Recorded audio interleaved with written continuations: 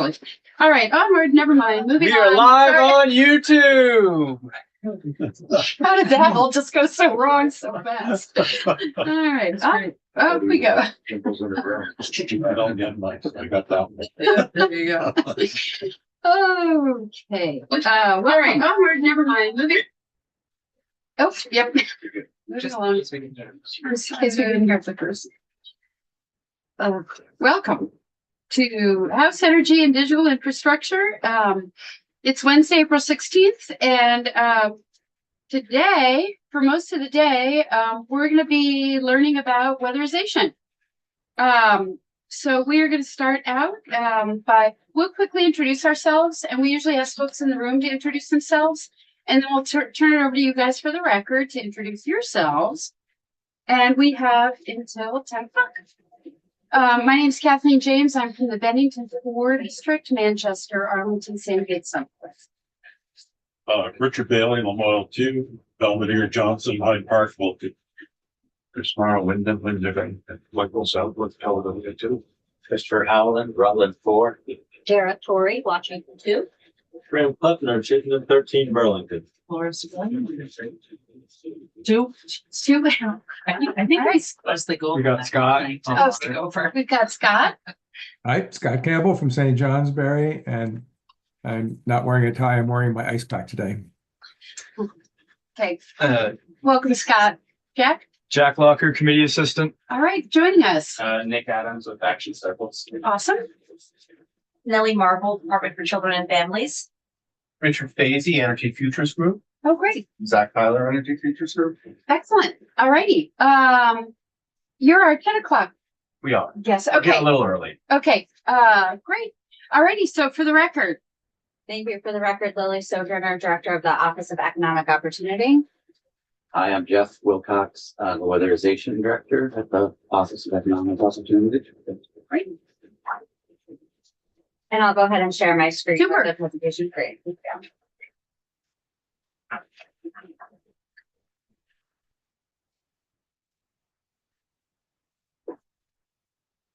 Yeah. Yeah, you can go ahead. Well, thanks for having us. We'll give some high level details of the program, some challenges, successes, and then time for questions. Hopefully we have answers. They can go to the next page. So here's a picture of I'd like to say our entire network. Not everybody got into the picture. It was hard to organize everybody, but we meet once a year to kind of highlight the previous year, do a little bit of training and do some networking. The 6 agencies that do the work and our office of economic opportunity. So we had a little gathering at Lake Elmore that year and we were able to get a picture.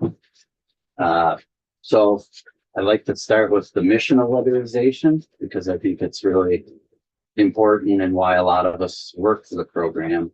So it's to reduce the energy costs for low-income families, particularly for the elderly, people with disabilities, and families with children, by improving the energy efficiency of their homes while ensuring their health and safety, and at the same time reducing carbon emissions. So there's a lot there. The program does a lot, and hopefully we'll get into that if you're all interested. So, Yes. great. So some key high-level key points. The program's free for income-eligible clients, and we provide approximately $11,500 worth of energy efficiency work per home per completed unit at the end of the year. And the eligibility, we have multiple funding sources. I'll explain soon, but to participate in the program, you have to be less than 80% of gross median income for the previous 12 years. Or less than 200% of the federal poverty limit in the last 12 months gross income. We have auto qualifiers too that I'll explain.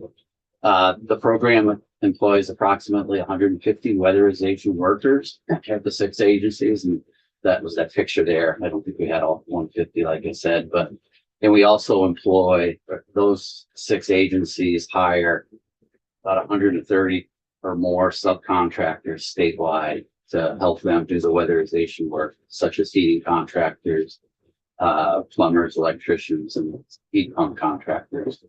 And there's 6 full-time staff at Department for Children and Families, OEO, our office, myself and 5 others, and Lily oversees us as well as other OEO programs. And we have another person, Tristan, who does a lot for us. So it's 6 full-time every day, overseeing the program. This year we have $26 million granted to the 6 local agencies. In that program year, and we call it a program year, the same as state fiscal year. That ends June 30th, and then we'll issue new grants for July 1st. 5 years ago, we had about half of that money issued in grants to the 6 agencies. So we've ramped up, increased our work significantly in the last 5 years. Program's been in existence in every state since the late 70s when Jimmy Carter created the Department of Energy. The Weatherization Assistance Program has, which they did this morning, federal workers that work with us to issue the grants to the state offices, and then we issue it to the local agencies to complete the work. So what do we do at the Office of Economic Opportunity? I guess alluded to, we oversee, administer the statewide program. We provide the funds via the grants every year. We provide guidance and support daily. You know, we're in communication, helping answer questions, advise, review high-cost jobs. We provide technical support and training. 3 of the folks of the 6 are out at the agencies doing monitoring, training, technical assistance. They'll go out with the agencies if they have a difficult project. We try to help them work through that. And one of the big things is we monitor the program, quality control and quality assurance. We go out and inspect 10% of the completed units of each agency. At the end of the year, we go into the home, talk with the client, ask how things went, do testing, look at all the work, and make sure it was done to the specifications of the program. So I have a bunch of questions already. Oh, yeah. Do you want to keep going? I was trying to look ahead at your slides to see if we're going to now get into the Sure, you can details ask on some of this, or do you want me to dive in right now? I think that's fine. Diving in? Yeah, that's Okay, so I'm back on key points. Yep. Um, Sorry, I should have said. oh, that's okay. I was trying to look ahead and see whether we were going to get there. Yep. So you said the program's free for income eligible clients. Did you say that they had to have been at less than 80% AMI for 12 years? No, I'm sorry. We take the last 12 months gross income in the family, in the household, and it varies. If there's 4 people, we take all 4 people's gross income, so that a chart depending on the number of people in the household. But it's Okay. the last 12 months. 12 months. I Yep. totally missed. Yeah, I'm sorry. I heard 12 years somewhere. Okay. I said it wrong. Sorry. Okay. So 12 months. So if they're income eligible over the last 12 months. And there's also auto qualifiers, like if they're receiving fuel assistance, they're automatically qualified. Okay. we So try to target- i.e. Light heat, yep. And there's a few others, but fuel assistance is the major one. Okay. And then, do folks find you or do you find them? It all depends. And I've worked for the programs at OEO for 18 years and 9 years prior at one of our local agencies. Over the years, it's changed. Sometimes we've had a really large wait list. And I remember a year when I worked at CVCAC, now Capstone, where we had very few and we were doing a lot of outreach. So agencies do outreach and advertising when they need to. CVOEO up in the northwest part of Vermont doesn't do any outreach because they have a year wait list. Capstone here in central Vermont is actively doing outreach right now because they need clients to apply and serve. Okay. And the $11,500 worth of energy efficiency work per home, is that just your average? That's that's an actual number after last year's completed program year. I added up all the costs and the completed units, and including the multifamily agency 3 thermal, and that's the average cost we put into each home we weatherized completed unit. Okay. So it's not that everybody gets 11,500. It's we're going to weatherize your home. We're going to weatherize your Soup home, to nuts. and we're And Okay, do the cost effective energy saving, to prioritize what's going to get the best return on investment, the most savings for the client. We actually have a budget of, the agencies have a budget of 15,000 and change this year. We came in less than the budget, so we, we're pretty efficient last year. okay. And sorry, I'm still on this page. And That's all right. the 26 million, is that federal money, state money? It's a combination of federal and state. Majority of it's federal funds, combination of ARPA, American Recovery Plan Act, Department of Energy, weatherization funds, the ones we've gotten for 40 plus years, in the bipartisan infrastructure law bill that I think we need to change the name to IIJA recently. Right. And then we get a state funding, the 2 cent per gallon tax on heating fuels that we call the HWAP fund, Home Weatherization Assistance Program Fund. We get about 10 million of that each year, depending on weather and how much fuel is purchased. Okay, so 10 million of the 26 is coming from the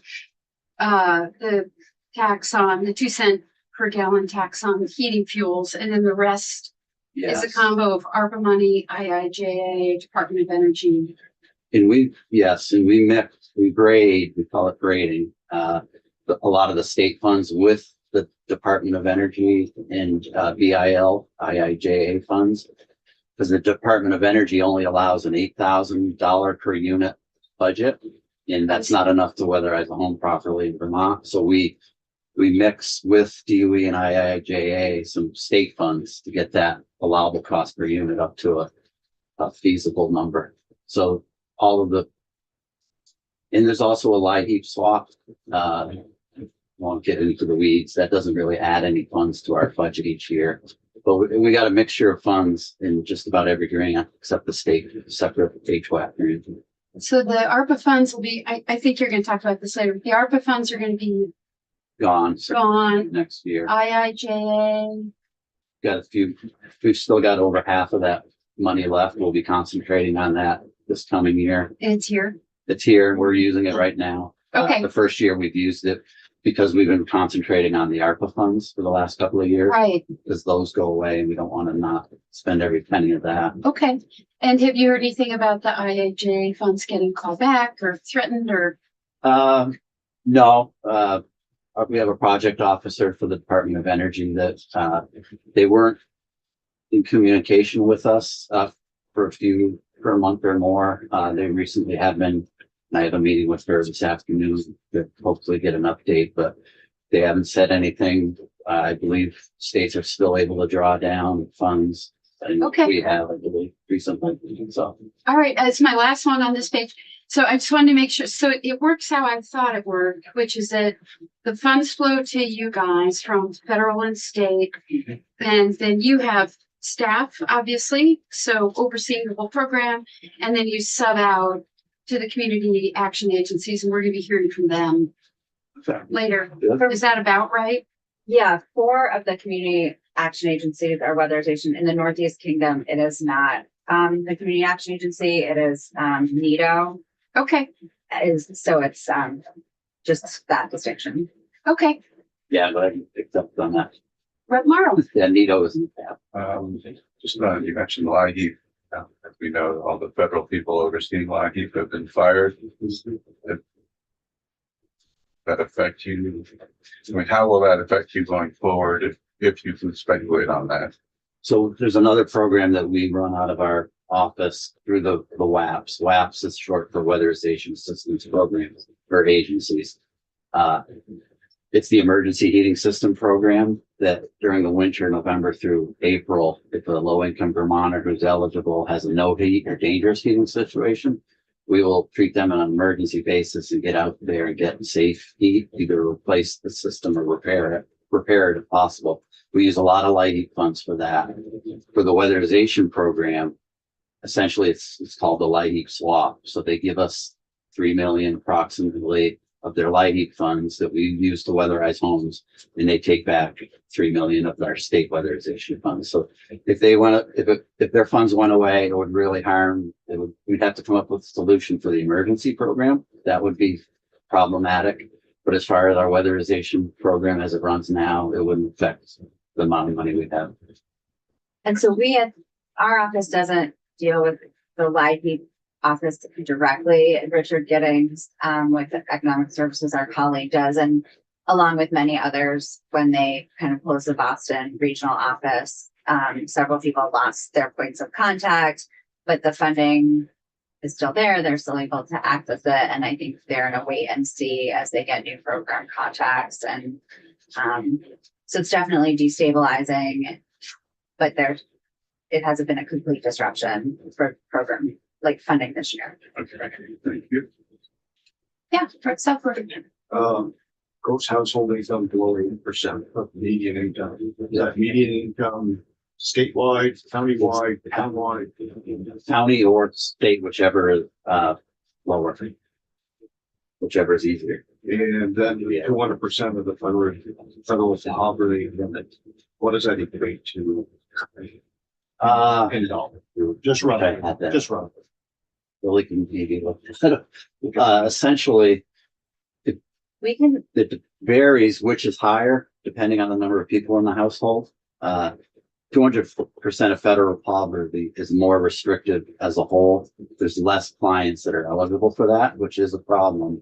Not a problem. It's going to be could be a problem. It's harder to get clients that are eligible for the DOE funds, which now make up more than 50% of the funds.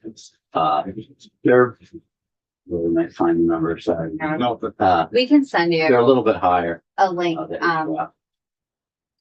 yeah, so to expand on that a little bit. How long ago were these percentages? We update them every year for the agencies, and we issue that out as program guidance. So they know the number per household for the 200%, and then they know the number for the AMI area median income.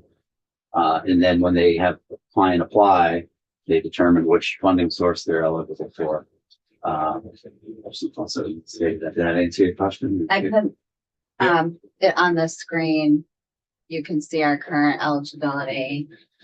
Dual assistance clients are auto eligible for any funding source, which is a godsend, really. You know, so we try to.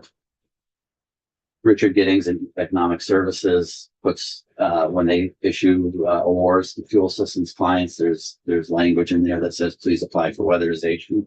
You're automatically eligible. And when we have a waiting list, we prioritize who we serve based on certain criteria. Like the number one is, do you receive fuel assistance? Are you a family with children? Are you a family with elderly? And those people have a higher, we call it a WAP rank. So the agency serve them first when there's a wait list. And have you ever tried to increase that 200% limit? We'd love to. That's the DOE. That's in Federal. federal regulations, and it's hard to change, as well as the allowable cost per units.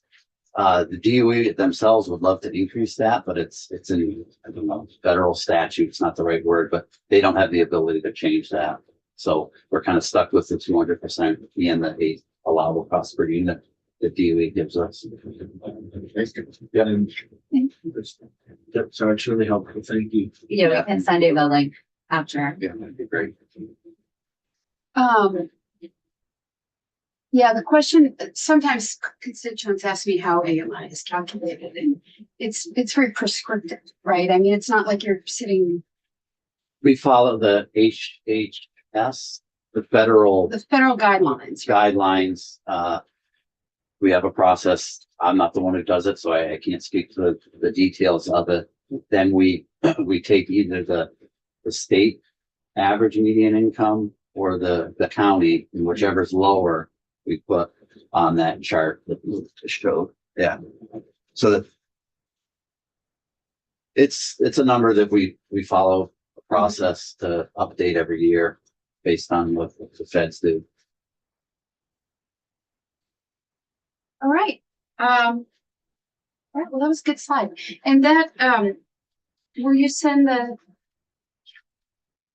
eligibility guidelines are those we do need to have. Yeah, Yeah. absolutely. To add. Okay, where are we? Oh. Right. Okay, moving on. Uh, Sorry about that. Thanks. Yep. So who's eligible? Is that where we were? I think so. Owners and renters. So the key is the person living in the home we weatherize has to be income eligible. If they own it, great. We do everything, including health and safety and some minor structural repair issues that will protect the work we do. If they are a renter, we require the land, the property owner, to make sure the heating system's safe and some certain habitability, requirements that by law they are anyway when they rent property to Vermont. So we pay for all the cost-effective energy savings work on a renter. It's really a no-brainer for any, building owner to have them weatherize their home. Rep. Clapper? And then, multi-unit building. Yep. You do, The 5 locals do the 1 to 4 unit buildings, 5 or more units in a project. We have 3E Thermal, which is a part of Capstone Community Action, who does the local weatherization. They do all 5+ multifamily units statewide. And that's been going on for 2-3 years now. so when you do a building like that, you do the whole building, not individual units? Yep, if it's deemed eligible, has a certain amount of low income eligible clients, we treat the whole building and weatherize the whole building. And so a 5-unit building, like how many units need to be income eligible for the building to, as a whole to count? And it's right now they're being funded with ARPA funds. So they're not following the Department of Energy guidelines, which are more restrictive, which will require 66% of the units. Okay. But with ARPA, it's 50% of the units. And if we get to the point where we use state HWAP funds, the state statute only requires 25% of the units to be eligible in order to serve the whole building. Thank you.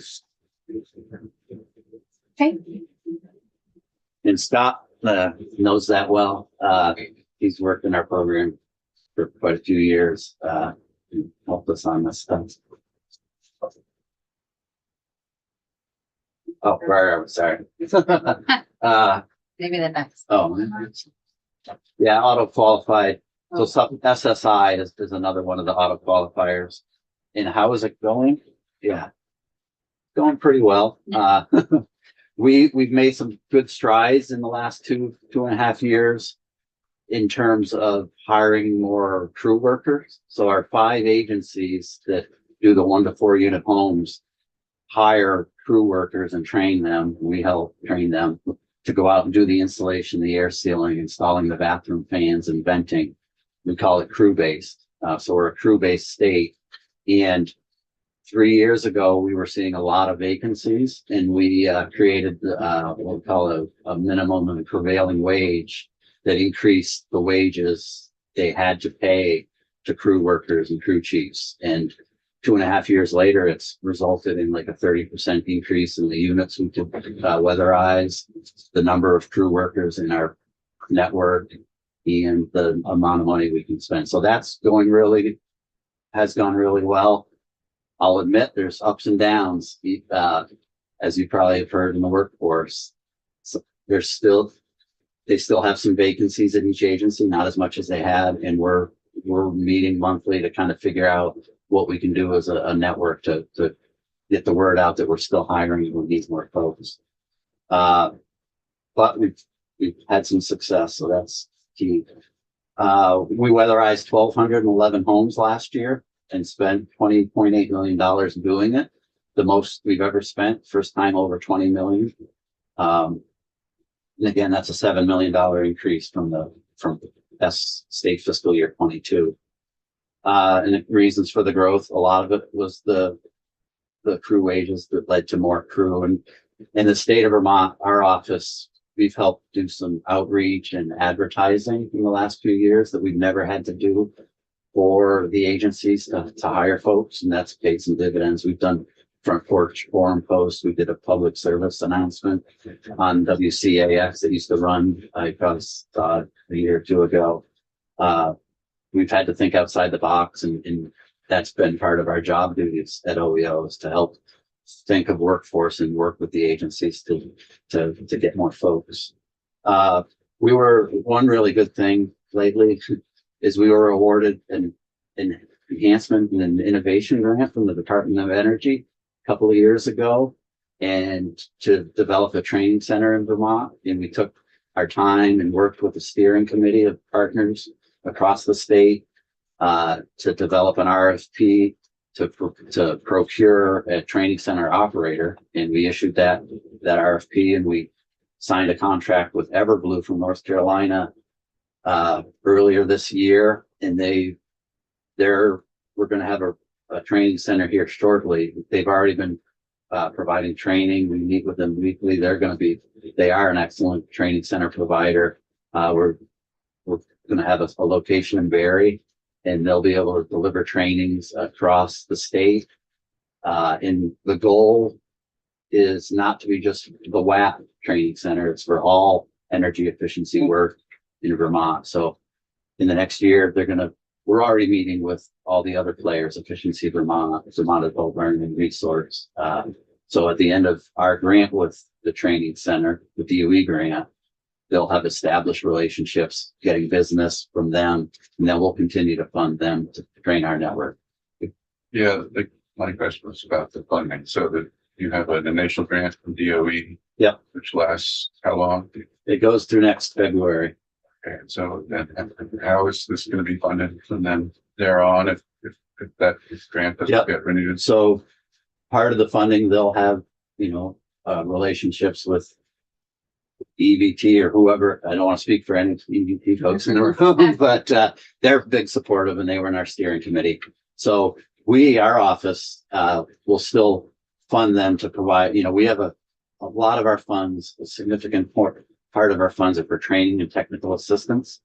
And that is to train people, because this work needs to be done properly to get the results. And to do it properly, it requires training, because very rarely do you hire somebody off the street who knows how to do the work. We've been providing the training, bringing in outside training, having a training center is critical. So we have TNTA funds that we, put out in a certain way now. We see allocating the training center funds to continue providing trainings for our network of 150 people and their contractors. Yeah, staff right now need to acquire certifications, and currently folks from Vermont travel mostly to Western New York to get certified, including our OEO staff members. So that's an example where instead of us paying time for them to go to New York, they'll be able to get those certifications in Vermont. Additionally, those certifications will then be available to private contractors who are then interested in being able to kind of show that in their resume to kind of make them more attractive on the private market. A lot of the grant from Department of Energy was also for the one-time startup cost. So it's really intended to be a startup, and part of the model that applicants had to speak to was like, what was their funding model going forward? And they'll be able to leverage both that training money from our providers, as well as, again, people in the private market who are wanting to do this work and like advertise themselves as experts in this business. So the trainings, the certifications will all be here then in Vermont. Yeah. And this is an organization that does this nationally and has training centers in other states. And so they have a demonstrative business model that works for them. And it's going to be up and running in Barrie? Yes, they have a location. They're just ironing out the lease. They're going to lease it to start. And we'll be putting out news on like a ribbon cutting type celebration of the training center. They're already providing a training in 2 weeks for each of the WAPs in person, customer service in the morning, and then another training in the afternoon. So lack of a physical site hasn't held them back at all. And then we're offering a building performance. So like Lily mentioned, the DOE requires certain certifications that certain employees have to hold. They're going to offer one of those required ones in May. It might not be at the location because it might not be ready, but we'll rent a space or what have you. So, Can I ask you a question? I don't think I'm on the screen, so you can't see my Oh, hand. I don't think I'm on the screen, so you can't see my hand. I just wanted to ask about the certifications and whether OEO is working with Office of Professional Regulation and their voluntary certifications for people who are for builders who are registered in the registry. so Scott, I'd be happy to meet with you or learn more about that. And Okay. I don't have an answer to that. I don't believe that's on our head. You know, we're going to be compliant with all state rules, but if there's somebody you recommend or yourself would love to Yeah. Okay. Let's make a time. we'll get on that. Yeah. Let's make a time offline. Jeff. Great. Couple of questions. How much of the DOE grant did you get? Was 2 million. And how much money's left in the ARPA money? So ARPA was for 40 million. And I did a quick calculation. I think we spent 80% to date. So there's some still out there in grants right now, various grants. We have a home repair and vermiculite and heat pump grant. We call it VHR, vermiculite home repair grant, that the agencies are using for clients that are getting weatherized to also install cold climate heat pumps and heat pump water heaters where it makes sense and will save the client money on their bills. And also to remove obstacles to weatherization, which is coming up, to pay for the abatement of vermiculite and fix leaky roofs, because we can't insulate, weatherize a home if they have a leaky roof or major structural repairs, because the measure won't be, 20 years durable, and that's a requirement. It just makes common sense. So we're on track. Our aim is to spend down the ARPA by the March 2026 deadline, and then it's part of our budget calculation for next year. And we work closely with the agency of administration on tracking those funds and ensuring that we'll be able to fund them. So, way back, didn't we weatherize it with vermiculite? we did Prior, we have to take it all out. prior to 2014. It was a material that the network, and I think everyone across Vermont didn't realize was a known asbestos containing material. And by law, no one's allowed to disturb it when they work. In order to weatherize a home properly, we need to get to the attic floor and air seal every crack and hole that lets warm air leak up through. So if there's vermiculite, that means moving it. We can't do that. So we've, since 2014, had to abate the vermiculite in order to then go in and properly air seal and insulate the attic. So it's my next slide here, utilization of ARPA funds. So 1 in 10 homes in Vermont, at least the housing stock we serve, has vermiculite, and that's been since I started tracking this 2014 or prior. And in the last couple of years, we've had the funding to treat maybe half of that. So each year we're compiling the list of vermiculite homes that we don't have funding for. So we've got a list of folks that are waiting for weatherization and the vermiculite abatement first. Home repairs, to get back to this bullet point, 36% of the homes we weatherized received a home repair award. So that means that 36% of the homes also had to have an obstacle removed that our normal funding can't pay for. And so the need was 43%. So we're still deferring a few homes because we don't have enough funds in the home repairs funded with ARPA to take care of those. Real quick. Can you give an example of that kind of repair? Yep. $2,400 doesn't go very far. No, it doesn't. So that's average of all the homes. No, that was average of them. So we braid a lot of home repairs and vermiculite funds together as well. Quick thing on the vermiculite. There's a zonalite trust in Libby, Montana that was created was a class action lawsuit because that's where all the vermiculite with asbestos came from. So they have a lot of money that if a homeowner anywhere in the country can prove that they have vermiculite in their attic from Libby, Montana, there's just this quick, simple test. You send it to them, not simple or quick, for barium.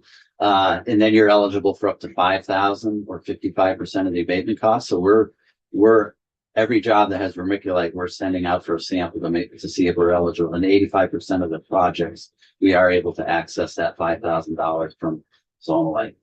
I digress. Home repairs, an example is home leaky roofs, falling, rotted sills or basements that are flooded.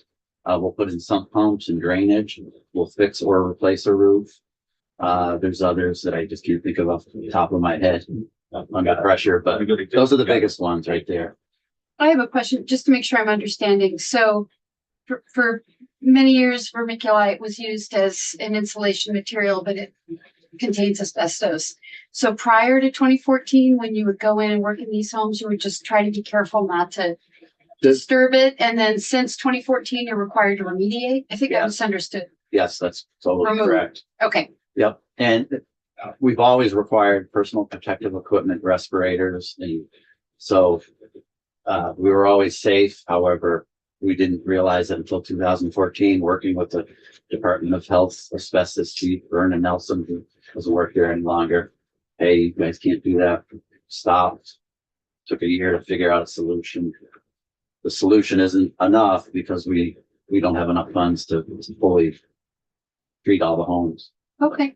Yeah. So if somebody, not saying who, had their home weatherized before 2014, and it's an old home, it could just be sitting quietly under there. And when it sits quietly, it's perfectly fine. It's when disturbance. It's when it disturbs and becomes friable or airborne. Okay. The little particles stay in the air for a long time, and then if they breathed in, it can be detrimental, especially long-term exposure. Okay. I think I said basically everything on this page. Trend. I don't know, is that a polite way of saying challenges? No, that's a lot of it. Majority of our funds are now federal, 52%. And like I said, that has the more restrictive income guidelines. So we do have more people have applied and are only eligible for the state funds that are a higher income. So they're not eligible technically for the majority of our funds, and they're having to wait longer, and they're getting frustrated and call the agencies, when am I going to get weatherized? So that's unfortunate for them and us. Yeah, so we use our special funds, the HWAP, weatherization funds, to braid with those other funds in order to have enough money to properly weatherize the home. And with warmer winters, people using less fuel oil, propane to heat their homes, the fund is creating less money every year. It's a trend, may not every single year, but over time, the amount that we get from the HWAP fund is decreasing, and we use that for many things. So that flexibility is decreasing, and that's a trend and a challenge. The workforce, we've made really good strides. We need to continue to make those strides, and we're working on that. Finding subcontractors, and you probably have all heard that from people you know or yourselves, can be hard to get people to come out and give you an estimate, to do the work, return your phone calls. The agencies have a good stable of contractors, but they're always working to add more. And sometimes it can be a challenge to get some of the work done before our crews are the last part of the process. We make sure all heating systems are cleaned and tuned, running safely before the crews go in and tighten up the house and insulate it. So if we have a bottleneck earlier in the process, and we've had close calls, and it's a challenge regularly, we can't weatherize Mrs. Smith's home because the heating contractor hasn't gone there and fixed the carbon monoxide issue. So we're working on that, but that is a challenge. Challenges with the housing stock. Vermont has one of the oldest housing stocks in the country. And low income Vermonters tend to live in homes that have deferred maintenance, unfortunately. So we're in some homes that are quite rough and need a lot of TLC in order to just be able to weatherize them. We can talk about that. And we've been doing a lot of heating system replacements lately, across the state, which, you know, eats up funds that otherwise would be used to add insulation and air seal a house. Are you able, does it pose extra challenges to weatherize manufactured or mobile homes? It all depends. We weatherize 20 to 30% in a given year of our units can be a mobile home. We've gotten really good at saving those clients who live in the mobile homes energy, reducing their utility bills.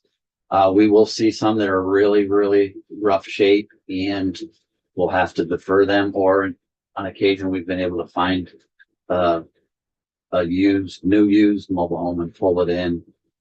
We've had some special pilots who've done that, but in general, I'd say sometimes that's it can be, but not. I wouldn't stereotype and say that in general. We're able to save them a lot of energy and do some good work in mobile homes. Oh, great. So they're not more challenging across the board. No, we've gotten quite good at it and Great. So you did over 1,300 houses last year.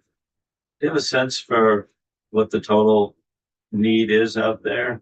Like how many years will it take to get 80% of what you need done? To be honest, we're really busy working to do what we know we need to do. We haven't had the time or really the worry that we're going to run out of homes. That would be a great thing to run out, but I have no idea. We've never had the staff power to think about that. To be honest, We have talked to, the public service department about trying to do some modeling. It is a question that we have, but we have not been able to nail that down yet. 100 houses is a lot of houses.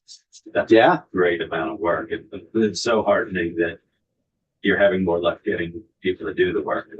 That's really been a we increased the wage like $5 to $6 an hour, what some agencies were paying. So this year, every crew worker is making at least $22.98 an hour, plus a 42.5% fringe rate, which is pretty good. Yeah. Total compensation just under $30 an hour. Brooksville? I want to second how important that just for us, in terms of understanding the overall need, helping us understand what it would take to understand the overall need would be a great place to start. My question is, last year of the homes that you weatherized, how many were you comfortable behind that had heat pumps already installed? The percentage, would you say? So thankfully, I do get out to some of the houses, not as much as I'd like. And the folks in my office who do out there regularly, and I read the modern reports. I'd say we're seeing some, 1 in 10 maybe homes have a heat pump. That's just off the cuff based on my observation. We want it to be weatherization for heat pump, Yeah, that's obviously, and so that's right. curiosity. Yes. Okay. You have a sense of the before and the after, consumption or fossil fuels. Have you seen, or do you know of the difference from when you went in to what they are now, what the savings would be for that household? So I'm surprised I didn't have that in there. Maybe I just glossed over it, but every year we provide a legislative report, and so Vermont has a lot of bulk fuels and our clients have multiple fuel sources. So it's really hard, except for those that are heated with natural gas, to have good fuel records pre and post. But every home we weatherize, we go in and we model the home using Department of Energy approved modeling software. So we enter all the square surfaces, the surface area, all the surfaces, the insulation value existing, and then what we bring it to. So we can estimate how much savings we're gonna get. And, you know, it's an estimate, but we average, the modeling says 27 to 29% savings a year in general, which, you know, the average, I think, is something, doing this off the top of my head, I think the average oil heated home is like $6,000 to $8,000 is what, if a home is heated with oil, this last legislative report, I remember I read the report, is what somebody could expect to save. Now, heat pumps, cold climate heat pumps, you know, the ones that mount up on top of the wall and have a condenser outside, you know, they're like, just a space heater for that room or that general area. We're installing those as a way to offset some fuel, during swing seasons or when it's in the winter, when it's not below a certain temperature. We're providing the client education to know when to operate it properly. The agencies have an efficiency coach who does that. Now, it's very hard to figure out how much fuel that saves because there's so many extraneous details. I'm sure it offsets some, but a full-blown solution to totally replacing their existing heating system is not there in a budget that we can spend. You know, it would be well over 10,000, maybe 50, depends on the house. You know, we have homes that are heated with a boiler. We have some with furnace. A lot of our old farmhouses are chopped up and have additions on additions over the years. You probably live in them and see them. So there isn't a bona fide solution for a lot of those. Hence why we're doing the best we can with some cold climate heat pumps to kind of offset some of the usage. Thank you. Victoria? You mentioned monitoring that you do. I was wondering, do the jobs that you do involve having to put an air exchanger because the house has been affected so much? And Yeah, do you check air quality? definitely. So one of the requirements of our program is to become ASHRAE compliant. Each household, ASHRAE is a indoor air quality standard that American Society, I don't need to go down, but it's so every home we're modeling, we're determining how tight we're going to get it and what air change each household needs. And when the home is, so we do blower door tests so we can measure exactly how tight it was at the start, how tight it is when the crew is done. And we've installed Panasonic bathroom fans in just about every home. And a lot of those have a timer that runs intermittently based on how tight we got the home. So we make sure there's still adequate ventilation in the household when we're done and make it a lot tighter. Because if you make a house tight and don't pay attention to that, you can create mold and mildew, rot, etc. So totally, the house is a system. We're making sure the indoor air quality is good when we're done. And a lot of times it's much better than it was when we got there. And also any combustion appliances, we're testing to make sure they still draft. Because if you make a house tighter and then install ventilation, that ventilation can overpower the chimney and pull smoke down the chimney. So we do a worst case draft test to make sure that doesn't happen and all the combustion appliances run safely. I feel like I heard 10,000 homes as like a goal for weatherizing. Maybe it's hard to find action. Yeah, there's a goal. It was Yeah. 80,000 at one point. That isn't any goal of ours. Like I said, we're in the weeds, working, battling to get Right. those homes weatherized. Money you We have. give input and we're at those meetings, but Yeah. we know how much money we have each year and we're trying to figure out how to best to spend that money to get the homes weatherized.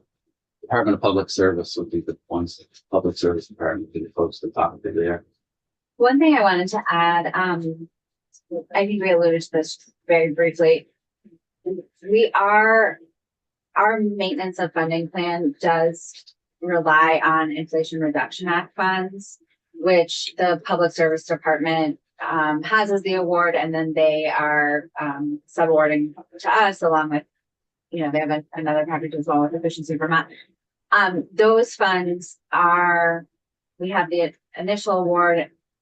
Those, I think, are funds that we're all just watching a little more closely and feel are at risk. I think you asked earlier about the current federal funding we have, where we're feeling a little more confident, but those are funds that seem to be more at risk. We would really be relying on them, like state fiscal year 27 to start, and then after, in order to kind of maintain this level of funding. And so if we did not have those available to us, then state fiscal year 27, state fiscal year 28, we would see a return to about the 10 to $12 million a year in terms of our state weatherization assistance program funding, as well as our base Department of Energy funding. So that is something we're monitoring very closely. You know, as Jeff said, you know, we get minimal kind of communication at times from Department of Energy. So we haven't had a hard no, which is good, but I think nationally people are closely looking at those funds. So that's something we're going to see for the future. And obviously we'll keep the legislature updated when we hear more into that. So just to reiterate what you just said, did you say after FY 27 or just 2027? During state fiscal year 2027, we would probably start to introduce them to maintain the funding level. We would still have some of the IIJ bill. IIJA, there's no easy. We would still have some of that left, but we'd be introducing IRA, and then really in state fiscal year 28, we'd be relying very heavily on it once we're finished with the IIJA fund. So that's when it starts to cause some stress for our budgets. So in FY 27, we're going to start to see the sharpest drop off, and then by FY 28, really what we could be looking at is a return to mostly our state funds, which is the money from the fuel tax. Yeah. And that's the 12 million. And I'm wondering why I might be mixing up stuff. I feel like in testimony at some point, or I read that we were spending 45 million a year on weatherization. Would that be including some other program that's completely divorced or separate from your work? That I think that would include, 45, maybe that's the number Oh, stuck in your head. I Rev don't know. Campbell. there is a number stuck in my head. It was definitely 45. I don't know where it came from. I think that includes Efficiency Vermont and the EEUs. Oh, okay. Yeah, because Public make up Service 20. Department. Yeah, the Public Service Department maintains like a larger portfolio of the funding, and that could be that number. Okay. The IRA funds are 29 million that we were told and hopefully will receive with weatherized homes. That's a lot of good chunk of money that will definitely be needed. Okay. We have Secretary Moore coming in tomorrow, I think, and I that was where I heard that number. I know. So we'll figure out what's that additional money? Yeah, I do think it is a broader scope than just the weatherization assistance program. So I think that does include the Efficiency Vermont programs, Vermont Gas. There's other ARPA programs. And I think that's a portfolio that Public Service Department, potentially Agency of Natural Resources, tracking more holistically, which is in the $40,000 a year. So we're just a component of that. Okay. The couple of questions on the training center. Can this be a revenue source for you folks down to charge to train these people? We'd like, no, we want to pay them to train our folks and have that training center Everblue, have that as a business with EVT or whoever else to keep them sustainable. Okay, so you don't own it. Yeah. We don't, the state doesn't own this. So they're our grantee. We have a grant with them to provide services, and it includes paying for the lease of the property, and purchase of equipment. So the equipment would be ours, but they would have the ability, to do some work other than, as well as what we need for them, as a state organization. I personally would like to stay away from trying to produce revenue. that answered your question. And just one other follow-up, and how was, Barry picked it versus not going to the Northeast Kingdom or Rutland County? Yep. So we, Go ahead. well, we put parameters of just having it be essentially located. Because we wanted to make sure that we would have something relatively acceptable for folks coming from Newport, coming from Bennington, coming from St. Albans. And so identified that it would be a central location. And then so far the property that they've identified isn't Barry. So again, we were just kind of looking at something relatively in the middle of the state to try to minimize, again, knowing that we'll have staff coming from all parts of the state. There's no perfect location. So it could have been Randolph. It could have been, Yeah. Bethel. Like, again, we just kind of identified a more central location. But they will have the ability to bring training to the Northeast Kingdom or Bennington with props and to bring a trainer to a location. And that's how we do a lot of training now. We bring a trainer to the yard of the weatherization agency, pull out the props, and they have the crew truck. So we are going to bring trainings regionally as well as having that central location. The big thing about the central location is it's going to be a site that's set up so the certifications that we require from the Building Performance Institute, they have to have certain homes that have certain combustion equipment. And this site will be a certified test site for the Building Performance Institute, which is a key part. So everyone will have to come there to be tested.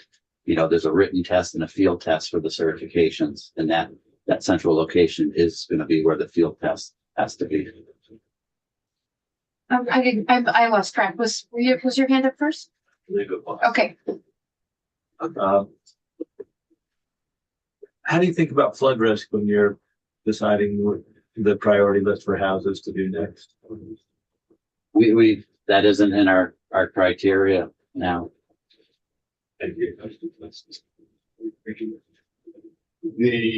training center, is that going to be specifically for Vermonters, or are they going to be able to bring in other states and train them in there as well?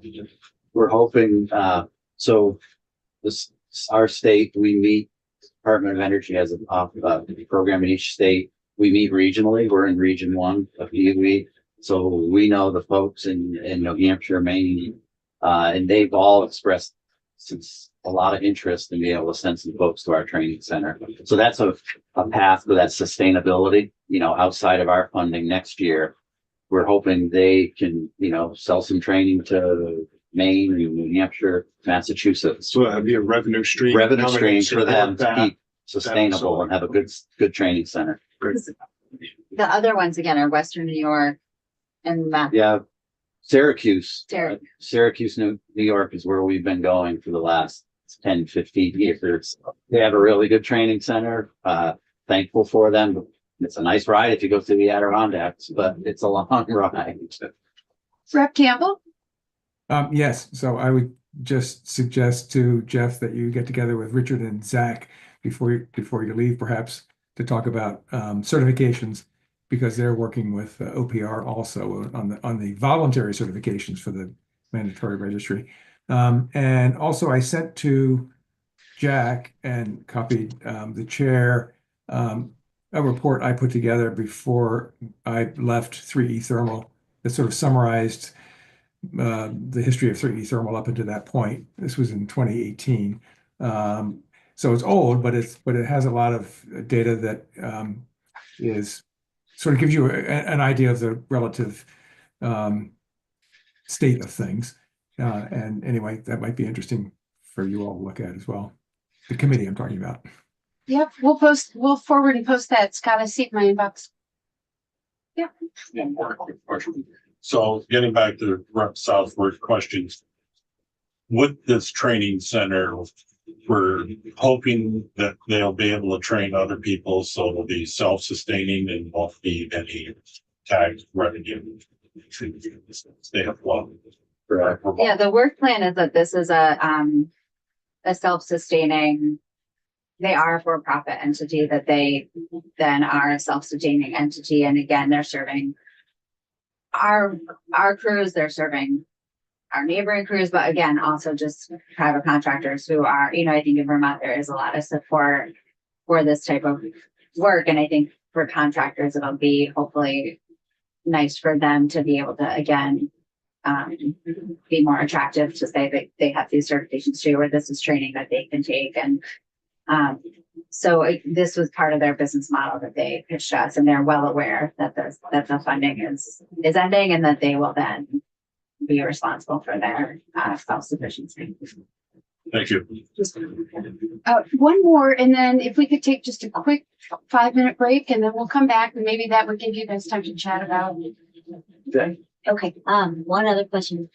We learned in this committee, I don't know if it was a pilot, but it was like, person could get a prescription for weatherization, like a medically vulnerable person. Yep. How is that proceeding and working? It's called weatherization plus health.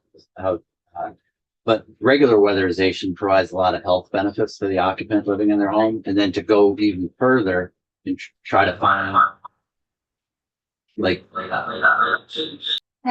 households that have a family member with asthma, there's weatherization plus health, so removing carpet, dusty carpet, stuff like that. So the weatherization plus health initiative that the Public Service Department, our office, and the Department of Health have had a pilot going on. I think that may be what you're talking about.